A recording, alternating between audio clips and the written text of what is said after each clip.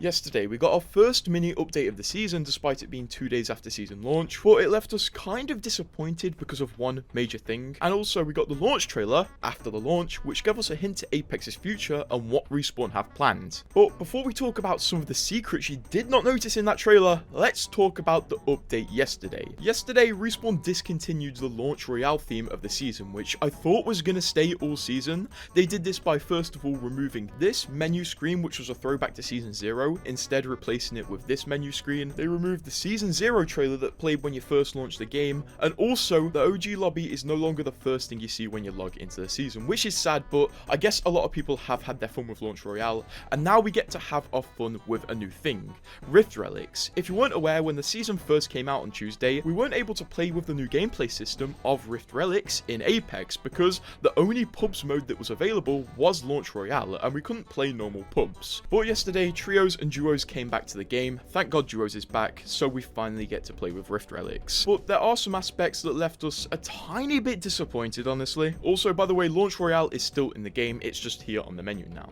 But Rift Relics spawn in on the first round of the game, and they pretty much spawn instantly into the map.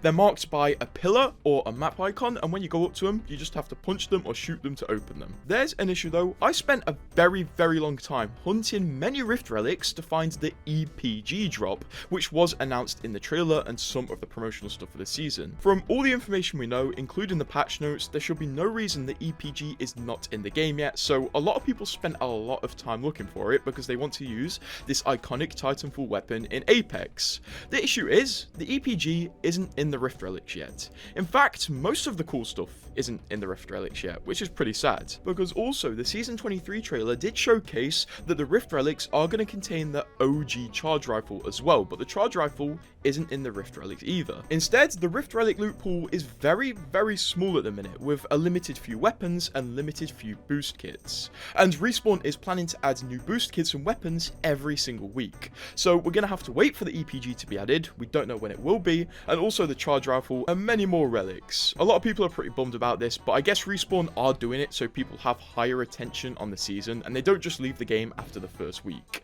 I see why Respawn are doing it, but man, I want to play with the EPG and at least see how much damage it does to somebody. And you know, rocket jump. If you do want to see when Respawn are going to be adding the new relics into the game, there is a relic challenge section, and you get new challenges every single week, which give pretty good rewards. I would imagine every single time a new week in these challenges activates, new items get added to the Rift Relics. So these are a rough countdown until the new items get added. And these challenges do give free rewards, so that's also pretty cool. The relics that we have in game now are fun, don't get me wrong. We have the Void Reflex boost kit, which looks like this, and this thing is insane. Basically, it teleports you into the void just before you die or get knocked, which is great for solo players and great for team players. Here are two examples of it working out for me. First of all, I escape a near-death experience and managed to get some heals off with this Void Reflex, and then there were other situations where I was trying to do 2v1s. I managed to send one player to the void and then get killed by his teammate while trying to chase my low enemy. But if you have Void Reflex, don't do what this guy did and worry and just run in circles. Use it to run away from your enemy and confuse them. And straight up, this is the most popular boost kit. We also have Hover Aim, which is pretty self-explanatory. This perk is taken directly from Titanfall 2 and allows you to activate hover when aiming down sights in the air.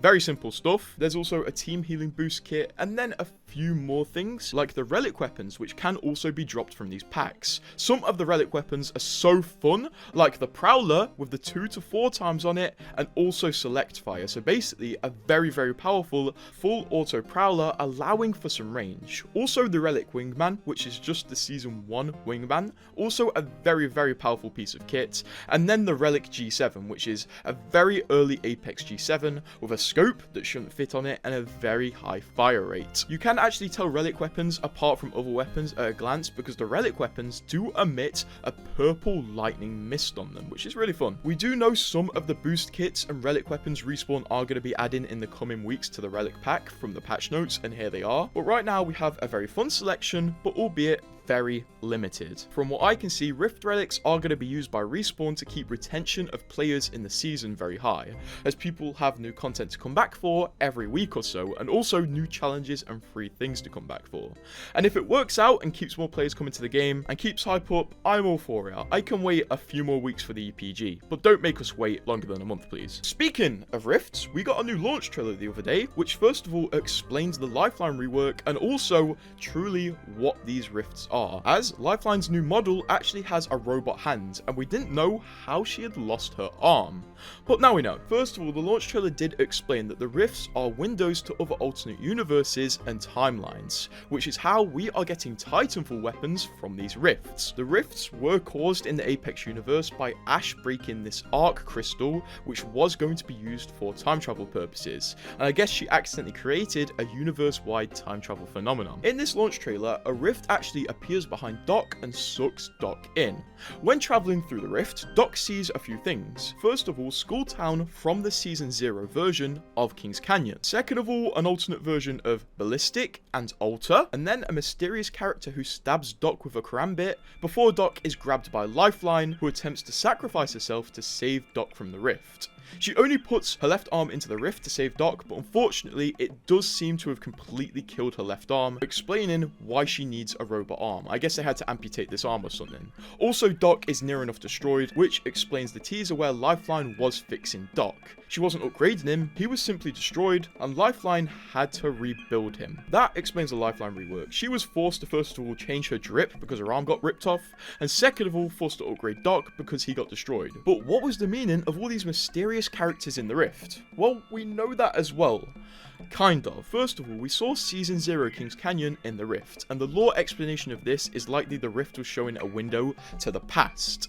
The next thing that we saw in the Rift were these two characters who seem to be Ballistic and Alter, and this is likely showing either the future of the Apex games or an alternate universe version of the legends from an alternate universe version of the Apex games. Weirdly enough, similarities can be drawn between this version of Ballistic and Alter and their concept arts, so right now I would probably say this is an alternate version of the Apex games where they got different character concept arts rather than the future of the Apex games.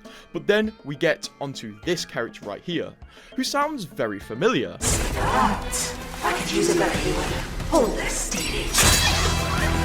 Yes, this seems to be an alternate version or a future version of Horizon. Right now, I would place my bets on that this is an alternate version of Horizon where she's evil, hence why she randomly stabs Doc with a karambit. And we do 1,000,000% know this is Horizon because this is actually a skin for her that was leaked a while ago. So if you thought this character's design was cool, congrats, because it's gonna become a skin very soon. And the rumors are that this skin is gonna have a special select animation as well. Also, this does give us the lore for the karambit. It was brought into our world from an alternate universe, which makes it a tiny bit cooler, honestly. I'm not exactly sure what I should think of this trailer because right now it doesn't seem like it was created for lore purposes. It seems like it was created to sell stuff. Exhibit 1, the karambit. Exhibit 2, the future skin showcased as an alternate universe version of Horizon. And Exhibit 3, the alternate versions of the legends, which I don't doubt could come back as skins, and this is the main reason they were shown. Although I am holding out hope that this trailer is for the lore and not just to sell stuff. It would be really cool if somehow some alternate versions of the legends came into the games and maybe prevented the rifts that are above every map from tearing apart the universe. Also, another thing I'm hoping for is that this Horizon skin does maintain the voice changer, and when we get this Horizon skin in game, it pitches down her voice. Grrt. I could use a better healer. Hold this, Stevie. There's skins in Overwatch that do this, so why not Apex? Let's change up our skins a bit. Otherwise, there's not much more to say about this trailer, other than we don't know whether this is setting up skins or lore. We're gonna have to wait and see. But what are your thoughts on the fact that we don't have the EPG yet, and also the new trailer? And subscribe to keep updated.